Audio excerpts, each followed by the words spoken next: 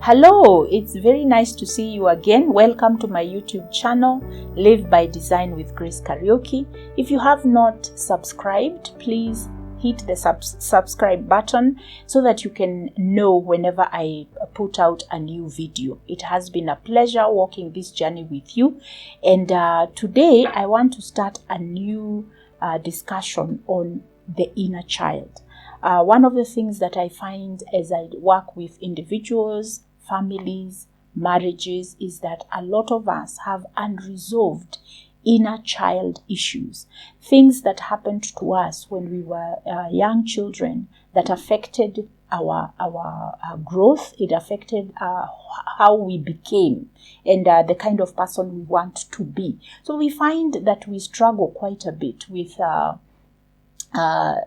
who we want to be, who we are, and how we experience life. So I'm going to be talking about the inner child, and hopefully it's going to give you some idea on what happens when we are children and we experience what we do experience. So what is your inner child? Your inner child is that part of you that that is innocent, the part of you that is filled with creativity, the part of you that is filled with wonder, the part of you that is awed by life, that you look at life and we normally say smell the roses, that you are innocent, you are not thinking anybody is after you, you are not experiencing a lot of fears and a lot of other negative emotions that keep you from becoming the best that you can be.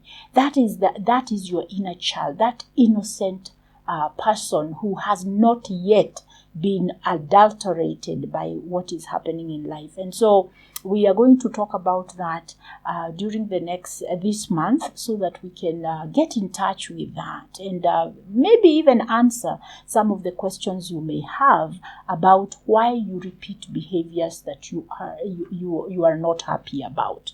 So this is what happens when you are formed within your mother's womb. You are a complete spirit. You are a complete person. That inner person is complete, and so you live in your mother's womb for 9 months. While you are in your mother's womb for 9 months, it's perfect. It's warm. You get everything you need when you need it. If you need warmth, you feel it. If you need food, it's right there.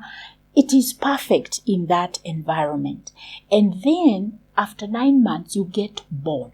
And once you come into the outside world, things are very different. Life is not as perfect as you were experiencing it when you were in your mother's womb. From the age of 0 to 3, that is the time you are forming your perspective of whether it is safe in this world or not, whether there are safe adults in this world or not, whether your needs will be met or not.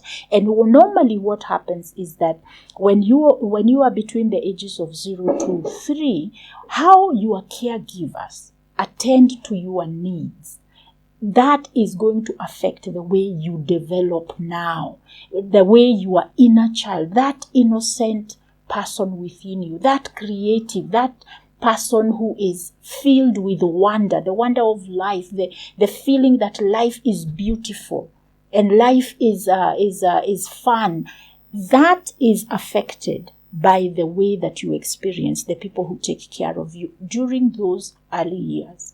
And so when you get into a situation where you are neglected, where you are abused, where your needs are not being met, then you begin to feel the fears now that we deal with when we are adults. You begin to question, you begin to mistrust the environment in which you are being raised. And so there is a break that happens when you come into the world, and then you are finding that I cry, nobody comes to my rescue.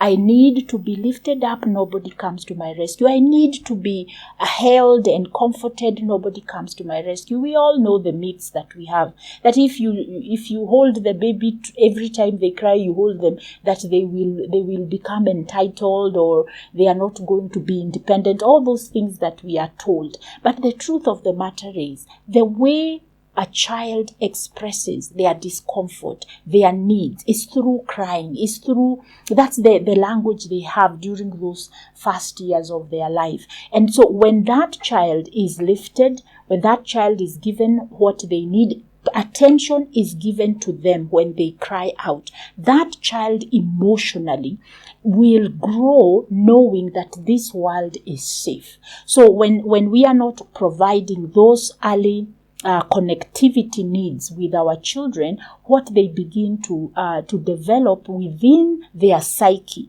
is that here it is not safe. So imagine now the innocence, the creativity, the wonder that is supposed to continue to be part of this child's growing up is actually interrupted, or it is suppressed because now they have to deal with survival. Because first of all, I'm not connecting with anyone. In my mother's womb, I used to connect all the time with her. But now, life is different and I am not connecting as much as I need to. And I'm losing that feeling of safety. I'm losing the feeling of being loved and accepted.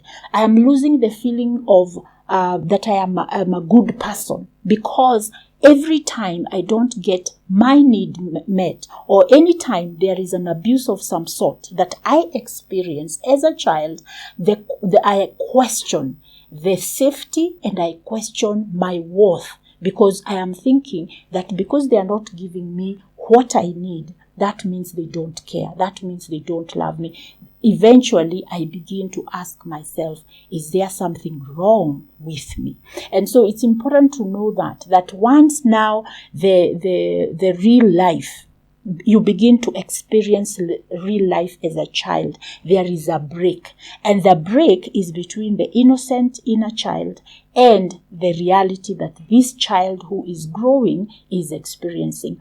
When parents do not come back and create the connection every time the child is experiencing disconnection, then the child begins to believe, to develop the belief that they are not good enough. They are not worth their parents' attention. And so it's important for us to understand that when we are young, there is a break that happens within our psyche, our person, our self, that inner self. That break, when it happens, it is not integrated back. And so we develop this wounded child who experiences strong emotions of being either rejected, abandoned, or neglected. And then the child who is now self-protecting, because they had to develop their own way of protecting themselves. So I hope that this helps you to kind of begin the process of understanding your inner child and the woundedness that we experience over time. And as we continue with these videos, I will be sharing more about some of the experiences we have as children and how they affect this part of our inner person. So until I see you next time, feel free to leave us a comment, ask a question. You can reach me on the phone number on the video. I will be glad to interact with you, and may God bless you and have a good day.